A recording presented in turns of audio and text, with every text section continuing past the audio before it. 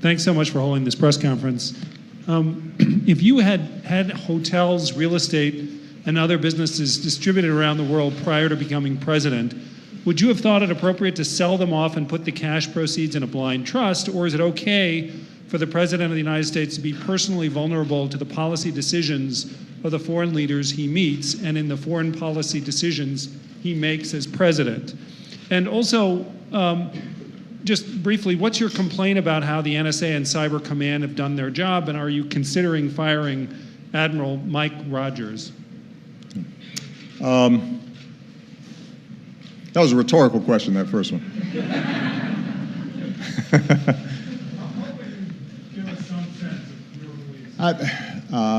Rather than comment on hypotheticals, let me say specifically what I did.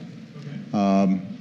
Obviously, my assets were significantly smaller than some other presidents or president-elects, but we made a decision to liquidate assets that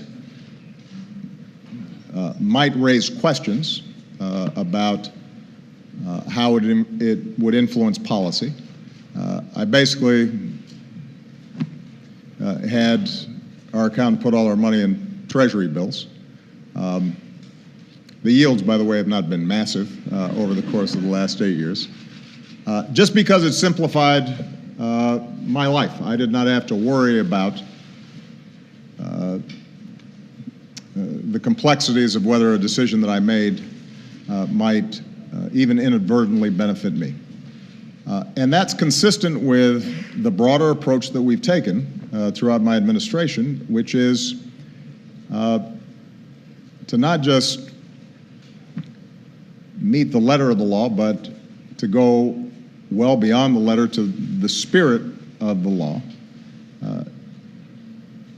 not just for me, but for the people in the White House and in our leadership positions. We have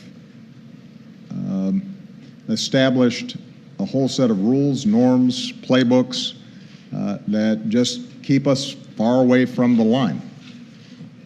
Early on in the administration, there would be questions about could a staff person go to this conference, or what should they do about this gift that was provided? And I think it was maybe our first general counsel who was responsible for setting up our guidelines and rules inside the White House that said, if it sounds like it would be fun, then you can't do it.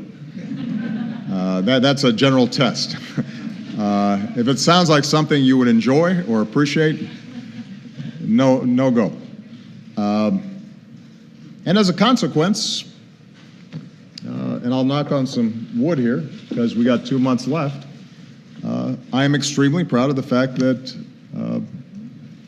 over 8 years, we have not had the kinds of scandals that have plagued other administrations. And when I met with the president-elect, I suggested to him that having a strong White House counsel that could provide clear guideposts and rules would benefit him and benefit his team because it would eliminate a lot of ambiguity.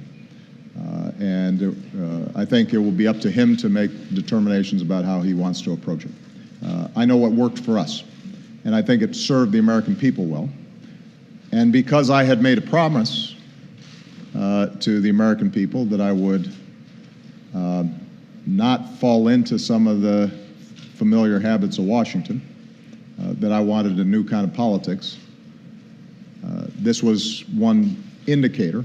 And at the end of 8 years, I think I can say to the American people, I delivered on that commitment. With respect to